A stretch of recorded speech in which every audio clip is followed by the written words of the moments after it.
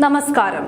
സംസ്ഥാനത്തിന്റെ മുഖ്യമന്ത്രി വി.ഡി. സതീശൻ ഉന്നയിച്ച ഏറ്റവും കാമ്പുള്ളതും പ്രസക്തവുമായ ചില ചോദ്യങ്ങൾ കേട്ട് പ്രതിപക്ഷത്തുള്ള സഖാക്കളും അവരുടെ വ്യാജ പ്രചാരണ ഏജൻസികളും വാ അടഞ്ഞു നിൽക്കുന്ന കാഴ്ചയ്ക്കാണ് കേരളം സാക്ഷ്യം വഹിച്ചിരിക്കുന്നത്.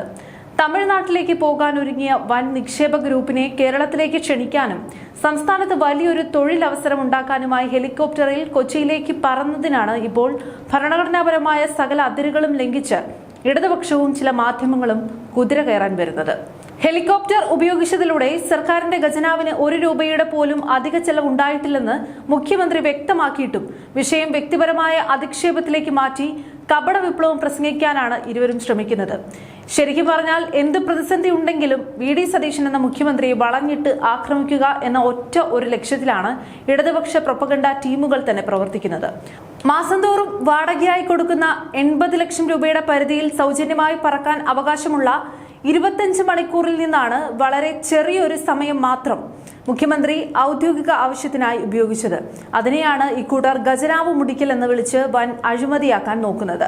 തങ്ങൾ ഭരിച്ച കഴിഞ്ഞ ഒരു പതിറ്റാണ്ട് കാലത്ത് പാർട്ടി സമ്മേളനങ്ങൾക്ക് പോകാൻ പോലും ദുരന്ത നിവാരണ ഫണ്ടിൽ നിന്നും പണമെടുത്ത് ഹെലികോപ്റ്ററും വിമാനവും വിടിച്ചു പറന്ന അന്നത്തെ മുഖ്യമന്ത്രി പിണറായി വിജയന്റെ വൻ ദൂർത്തുകൾ കാണാത്തവരാണ് ഇപ്പോൾ സതീശന് നേരെ വിരൽ ചൂണ്ടുന്നത്. അന്ന് പിണറായിയെ വിമർശിക്കാൻ കാണിക്കാത്ത ആ ഒരു വിമർശന ബുദ്ധി ഇപ്പോൾ സതീശനോട് കാണിക്കുന്ന സഖാക്കൾ ഒരു കാര്യം ഓർക്കുന്നത് നല്ലതാണ്. പിണറായി വിജയൻ കാണിച്ച അഹങ്കാരത്തെയും വമ്പൻ ദൂർത്തിനെയും സ്വന്തം അണികൾ ഇത്തരത്തിൽ വിമർശിച്ചിരുന്നുവെങ്കിൽ 10 വർഷത്തിനു ശേഷം ഇങ്ങനെ പ്രതിപക്ഷത്തിരുന്ന് വില കുറഞ്ഞ ആരോപണങ്ങൾ ഉന്നയിക്കേണ്ടി വരുമായിരുന്നില്ല.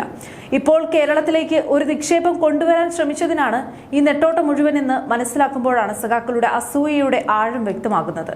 നിക്ഷേപകരുടെ പേരുകൾ ഇപ്പോൾ തന്നെ എന്തിനാണ് വെളിപ്പെടുത്തുന്നത്? പദ്ധതികൾ വരുന്നതിന് മുമ്പ് അനാവശ്യ വിവാദങ്ങളിലേക്ക് വലിച്ചിഴച്ച് അതില്ലാതാക്കാൻ നോക്കുന്ന മാധ്യമങ്ങളുടെ ആഗ്രഹം നടപ്പിലാക്കി കൊടുക്കാൻ മുഖ്യമന്ത്രി തയ്യാറാകാത്തതിൽ തെറ്റു പറയാനാകില്ല. ഇതിനേക്കാളൊക്കെ ഉപരിയായി കേരളം ചർച്ച ചെയ്യേണ്ടത് ഇവിടുത്തെ ചില മാധ്യമങ്ങളുടെയും ചില മാധ്യമ പ്രവർത്തകരുടെയും നാണംകെട്ട ഇരട്ടത്താപ്പാണ്. മുൻ മുഖ്യമന്ത്രി പിണറായി വിജയൻ വാർത്താ സമ്മേളനം വിളിക്കുമ്പോൾ കടക്ക് പുറത്ത് എന്ന് പറഞ്ഞ് ആട്ടി ഓടിച്ചാലും ചോദ്യം ചോദിക്കാൻ പേടിച്ച് ഭയഭക്തി ബഹുമാനങ്ങളോടെ കൈകൂപ്പി വിറച്ചു നിന്നിരുന്ന മാധ്യമ പ്രവർത്തകരാണ് ഇപ്പോൾ സതീശൻ വരുന്ന സമയത്ത് ഒക്കിതെടുത്തൊക്കെ ഒപ്പിക്കാമെന്ന മട്ടിലുള്ള അഹങ്കാരം. ജനാധിപത്യപരമായ ചോദ്യങ്ങൾ ചോദിക്കാമെന്നാൽ സംസ്ഥാനത്തെ മുഖ്യമന്ത്രി എന്ന പദവിയെ പോലും ബഹുമാനിക്കാതെ ഒരു സാധാരണ പോലീസ് ഓഫീസറോട് പോലും ചോദിക്കാൻ മടിക്കുന്ന രീതിയിലാണ് സതീശന് നേരെ മാധ്യമങ്ങൾ ചാടി വീഴുന്നത്.